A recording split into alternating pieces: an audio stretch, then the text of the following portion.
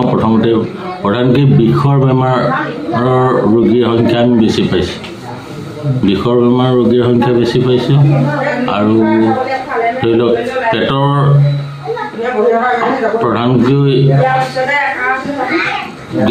gastritis বা তেনেকুৱা ধৰণৰ ৰোগীৰ সংখ্যাও বেছি পাইছে আৰু বিশেষ তেনেকুৱা ধৰণৰ খুব ডাঙৰ বেমাৰ এতিয়ালৈকে আমি পোৱা নাই ডাঙৰ বেমাৰী বা ডাঙৰ বেমাৰ হৈ থকা বেমাৰী আমি এতিয়ালৈকে পোৱা নাই শিশুৰো পাইছে নেকি শিশু মই 2-3জনমান শিশু চাইছোঁ প্ৰধানকৈ 2জনৰ পেলুৰ সন্দেহতে তেওঁলোকৰ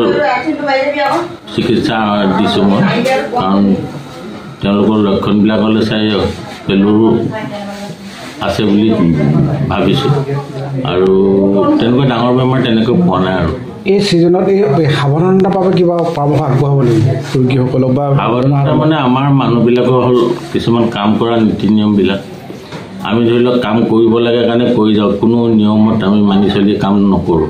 ধৰি লওক আমি খেতিয়ক আমাৰ সকলো খেতিয়ক মানুহ কাম কৰিবই লাগিব পথাৰত যাবই লাগিব পথাৰত গৈ আলি দিবই লাগিব সকলো ধৰণৰ গধুৰ কামেই প্ৰায়বিলাক মানুহে কৰে গতিকে কাম কৰোঁতে আমি যদি নীতি নিয়মৰ মাজত কৰোঁ তেতিয়া ধৰি লওক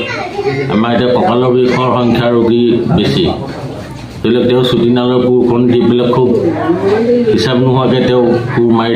থাকিলে পিছত যেতিয়া ৰাতি ঘৰত গৈ কঁকাল বিষ হ'ব তেতিয়াহে তেওঁ গম পালে যে বিষ হৈছে তেনেকৈ সদায় কৰোঁতে ৰাতি শুই দিলে আৰাম পালে পিছদিনাখন আকৌ কৰিলে ৰাতি শুই দিলে ভাল পালে আকৌ কৰিলে পিছদিনাখন পিছত গৈ পেলাই সেইটো এটা পুৰণা ৰোগত সেইটো ৰোগলৈ এটা ৰূপান্তৰিত হৈ যায় গতিকে প্ৰধানকৈ মানে আমাৰ গাঁৱলীয়া অঞ্চলৰ মানুহবিলাকক এটা স্বাস্থ্য শিক্ষাৰ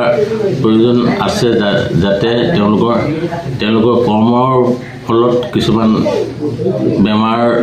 তেওঁলোকৰ গাত চাপি নলয় সজাগ হ'লে আৰু এনেকুৱা ধৰণৰ স্বাস্থ্য কেম্পবিলাক পাতি থাকিলে তেওঁলোকৰ লগত আমাৰ